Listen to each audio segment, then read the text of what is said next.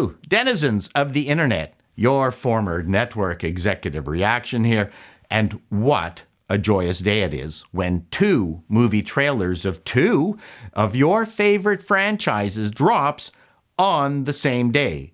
Guardians of the Galaxy 3 and Indiana Jones 5. They are quite the contrasting bookends. But rather than reviewing them separately and reap the double the YouTube rewards benefits, I'm going to do what is best for you, my denizens. I'm going to review them together because there are much greater insights to be gained. At first blush, you might say the comparisons are not equal or fair. Guardians is still a new franchise with a cast that is robust and not suffering from arthritis. On the other hand, you have Indy 5 appearing 41 years after the debut of Raiders of the Lost Ark, one of the greatest movies of all time. It's also 14 years after the lamentable Kingdom of the Crystal Skull.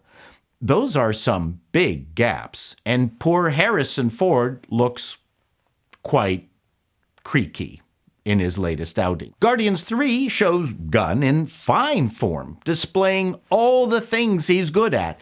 Crazy, lovable characters, in full control of the computer graphics, and providing pathos between a CGI'd raccoon and otter, of all things. So I'm just judging these 2 movies based on their trailers. The actual movies might provide a completely different experience. And yes, there are terrible trailers that convey nothing of the final movie's brilliance. But I'm not holding my breath here. The Indy 5 trailer looks awful. It starts off fine, starting with the wonderful voice of John Rhys Davies' Salah and a meetup between the 2 of them. In fact, if the movie was only about these 2 codgers on a wine tour of Tuscany, I'd watch it.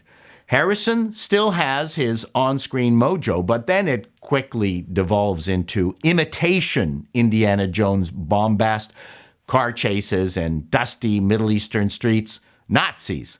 Fucking Nazis again. Giant rolling rock ball, fights on top of trains, oh God, no. An obvious CGI'd Ford riding on horseback. Only a brief bit of character interaction between Ford and Phoebe Waller-Bridge in that screaming red, look at fucking me blouse. Then, of course, there is the callback to the whip and gun gag, but with Indy, the butt of the joke this time around, handled so cartoonishly as to be embarrassing. Ironically, Guardians is supposed to be the cartoon between the 2 movies, but the trailer is never cartoon-ish.